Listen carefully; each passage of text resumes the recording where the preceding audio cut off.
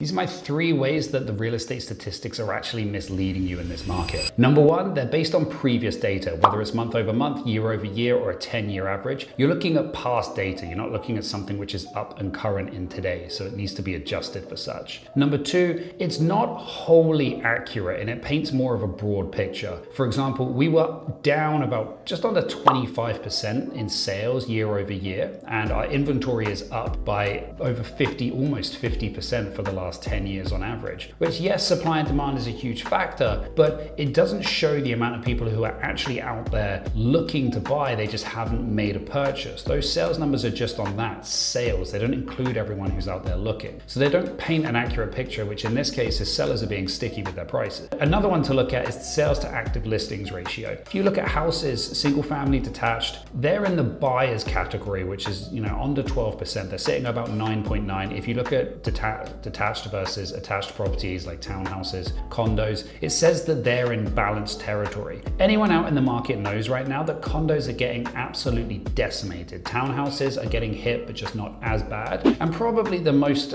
competitive out there is single family detached because they're not building it anymore. But yet the whole picture is completely opposite if you just go by those numbers. This goes to show you need to speak to a professional about these things, because otherwise if you're basing your decisions on your own interpretation of these numbers, you just in some cases getting the complete wrong story. And my third point is they generalize as well. And I can't blame them for this because it's just efficient. You can't go through every neighborhood, but because they include areas like Vancouver and Maple Ridge in the same bracket, they just have to take all of those numbers and create an average, which again, if you're looking in Vancouver versus looking in Maple Ridge, it doesn't matter what property type and class, they're going to be completely different stories. So again, it's not going to give you that accurate picture.